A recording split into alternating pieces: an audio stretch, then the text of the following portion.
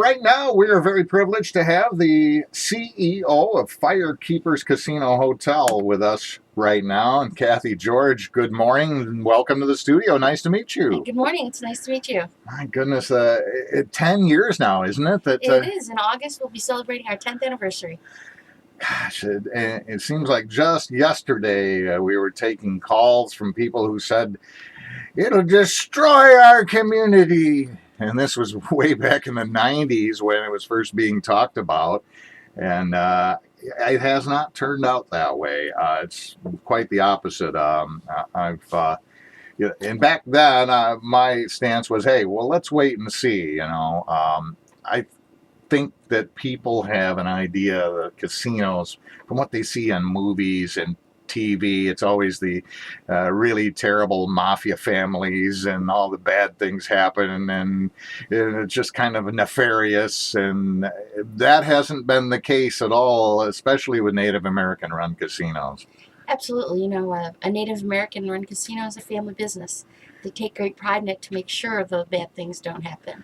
Absolutely. And you are a Native American. I am. My father was Seneca and my mother was Mohawk from New York. From New York? Yep. So I was born and raised there. And My 15 moves later, I ended up here in Michigan. our engineer, my friend Dale, just got back from Letchworth State Park in Very upstate New close to York, there. and that's where I had my honeymoon with my wife, and so we talked about it, and yeah, that's very much Seneca territory, isn't it? It is. Born and raised. Yeah. Well, you come from a big family, Mhm. and at some point you decided that you were going to get into hotel management. I mean, how did that happen? I have no idea because I have electrical engineers and I have all these other brothers and sisters that do big science and math things. You know what? I knew at a young age I liked to serve people. I worked in our bingo hall on a reservation in high school, and I was fortunate enough to go to Cornell to their hospitality program, the hotel school. That's one of the best, isn't it? Yes, it is. Yeah. And so I just continued, and I love it. It's a passion. Now, and I looked it up. You were kind of you were there late '80s, early '90s, and I also looked up that it was 1988 when President Reagan basically opened the door with legislation to gaming casinos that were run by Native Americans. Correct. Were you aware of that then, as a little school girl, that the impact that might have on your career and on communities and on Native American communities in general? Not when it first began. Like I said, we had a bingo hall that we certainly that is gaming on the reservation, so I knew that, but I had no idea what was going to be in my future or every tribe's future. It's been a phenomenal, opening for tribes to become really self-sufficient. I think it started with the Seminole tribe down in Florida. That's correct. And my folks go down there in the winter, and they would tell you, that's not a casino. They hate those casinos down there. But up here, I guess I would call it a full-service casino. You guys, I mean, you could do just about anything you want to do at the casino in terms of gambling, but it's so much more than that. It really is. It's full entertainment. The restaurants, the entertainment, the hotel, the stores. So I think that we provide a full-service entertainment. There's a lot of people that don't game, and they just come to people watch and experience everything else. So I'm one of those people who don't really game. Once in a blue moon I might. But I like to go to the shows. And my brother-in-law and I got tickets a few years ago to see Ron White. Very good. He did 2 shows with us. It was a fantastic show. It was so hilarious.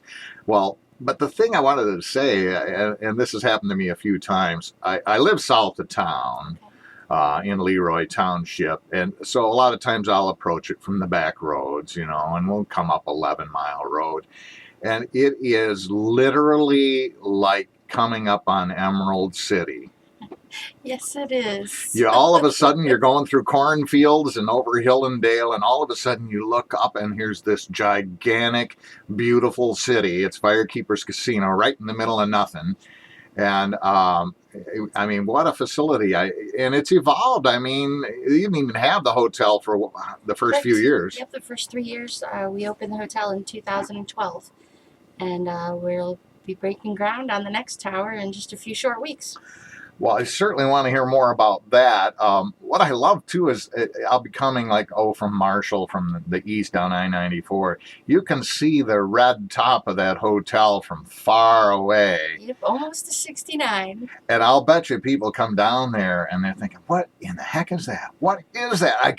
And then they finally get upon it and they see what it is. What a great billboard that is. Absolutely, we're blessed, that's for sure. Was that luck or did somebody figure that out? A little bit of both, I think.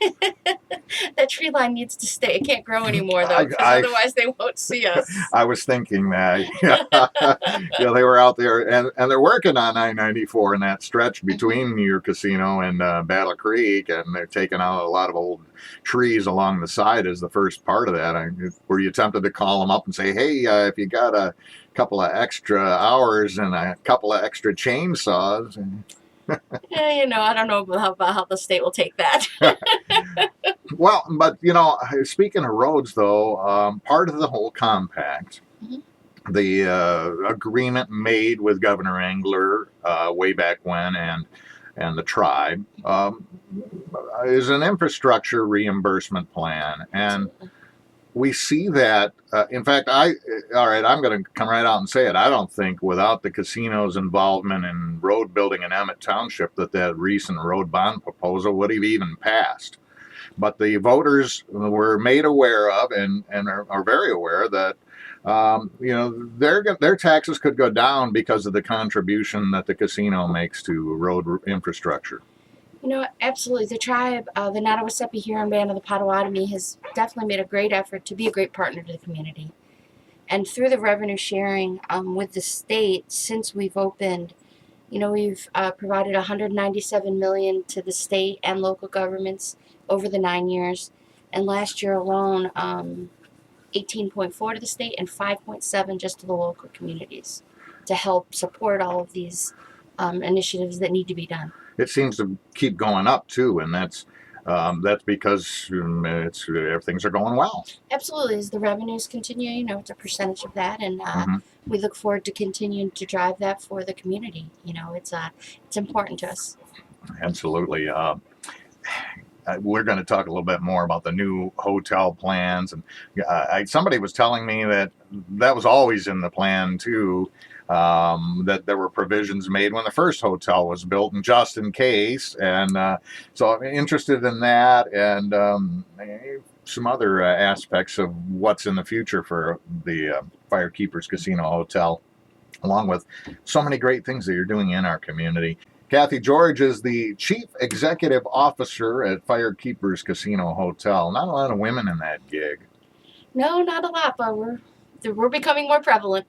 Well, we hear that that's a big trend. We see that that's a big trend, but that's nothing new for you. I mean, before you came here, you managed really an even bigger casino. I did in Western New York. I was working for my tribe there, so it was, it was a great opportunity, and now I have a great opportunity here. I run into people all the time, and I often ask them what they do. And every day on the radio, we give away some donuts from Sweetwater, and I always ask them, during the commercial, hey, what do you do? And, chat with them a little bit, and then we chat on the air. And I've asked a lot of people, oh, you work at the casino. How do you like it? I can't find anybody who doesn't like it so far. And I got to believe if I went to Vegas and asked some of those people, it wouldn't quite be the same. I think that is because the owners of the hotel have a certain set of values that gets translated. And when you go into the casino, you see that among the people who work there. Absolutely, I'm glad you see that.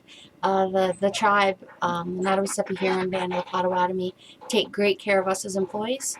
And, it carries through to the employees taking care of our guests. I think the 7 grandfather teachings really teach us to be humble and kind, and it really shows through in what we do every day. It's a lot of fun, though, too. You're providing entertainment. Well, and I think even the most outspoken critics from the 90s would have to agree that it hasn't turned out to be a doom and gloom bad thing for this community by any stretch. And I think that's the reason why, because the people who are running the thing have great values and great respect for people, and so we see that, and then we see the work that you're doing in the community. We talked about the roads a little bit. We've talked about the fire hub a lot. We Yes. rescued the historic Kendall Street Fire Station and renovated it. It's a nice little restaurant now, and a food pantry as well. And you can get their sandwiches around town at Horrocks and C stores and stuff, which I do a little too often. But I wanted to ask you about the greenhouse part of that project. How's that coming along? You know, the greenhouse is doing fantastic. We built the greenhouse next to the community garden down in Athens on the reservation, and we started harvesting just a few months ago, and have put in the salad bars in Athens schools and been providing them so the students get free salad bars for their meals. Wow. Yeah, Wow. and we look forward to expanding that in the coming school year. Have the schools been able to come down there yet and have field trips and learn how food is grown? Yeah, we're working on a variety of different products or projects like that. Chef Mike from the casino and his entire team go out and do fresh food initiatives every week across the few counties in the area. They like we did 11 last month, where we're teaching them how to cook the good foods that we're giving them. So it's a great. It's just really important for the community, and we love doing it.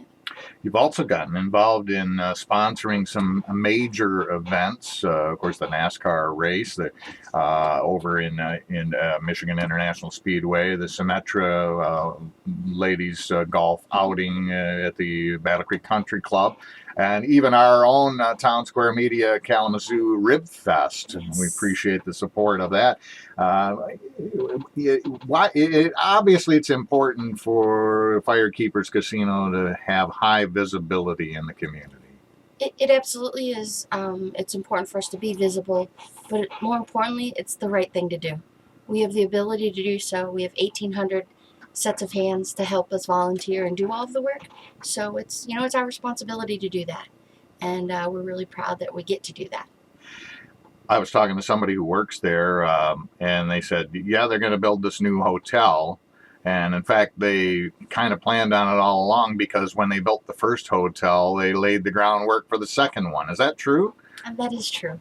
When I arrived during the construction phase, and fortunately, it was just enough time for me and the project manager and some advisors at the time spoke with the tribe, and we were able to build this tunnel that will connect to the new one, where we've already run conduit and the connections for everything we need, so we won't need to disrupt the operation of the first tower to build the second. So we did a little pre-planning in hopes that one day we would open another one. So if I order room service in the new one, it's going to come jetting through the tunnel from the other from the casino, and Yep, we're going to share a lobby, so it's really close, and it'll be fast and easy, just like it is now. Now, how many people can stay in the current hotel? We have 243 rooms currently, and we'll be adding an additional 203. So we'll get to 446. Wow. Yes. Well, is that going to be as tall as the current one? Or? Yes. It'll, on June 17th, we will be having our groundbreaking ceremony.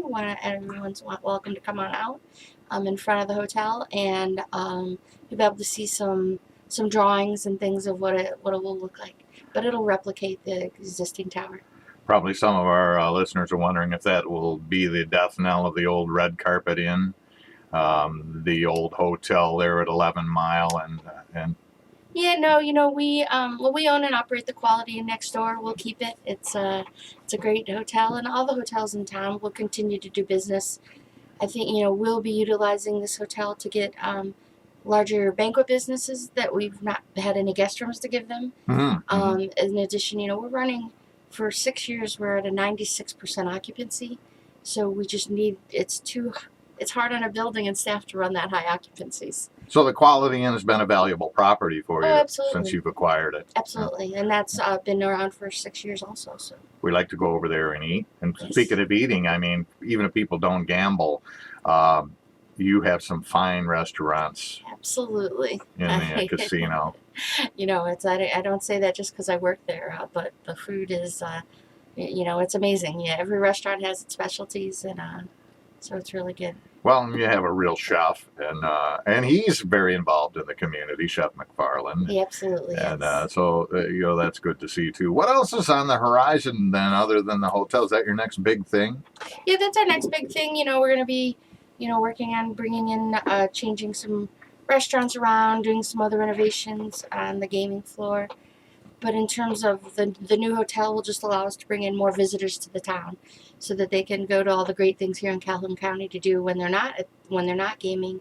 They bring families to go to the zoo and go to bowling and I'll do all different kinds of things. So we're looking forward to that. Will the new hotel have any performance space, like an auditorium or anything like that? Part of the project, depending on the phasing, we're still working on that part of it.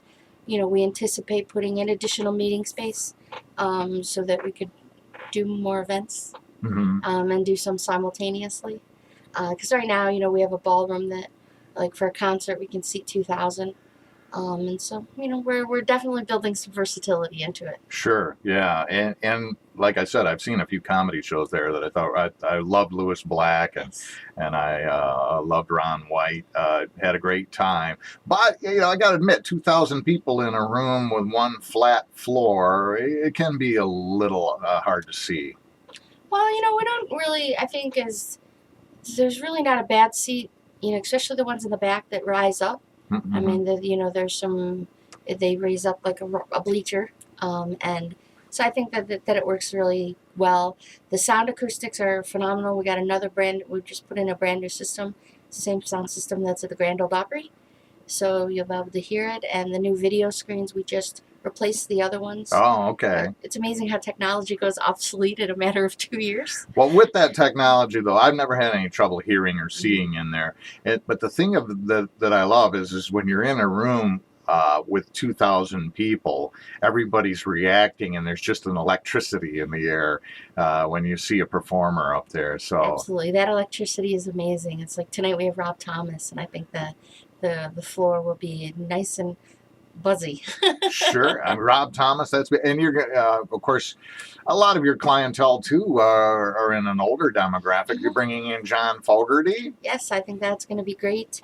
So he's coming aboard, and then we have we just released a number of acts coming through the fall, and so it'll be really good. Bill Engvall, speaking of funny comics, exactly. He's kind of one of those blue collar guys. George Thorogood. Yeah, and and Michael Bolton will be coming. Yeah, Michael Bolton will be doing our Christmas show this year, and we think that'll be a great hit for everyone to come out of. Man, that's very exciting. And I hope you guys will keep up the great work. And I really appreciate you coming by, Kathy George. And hopefully we'll have you come back next time there's some news and talk some more about some of the things that Firekeepers Casino and Firekeepers Casino Hotel is doing here in the community. Great. Well, thank you for having us, and I'll come back anytime you want me here. All right. Thanks a lot.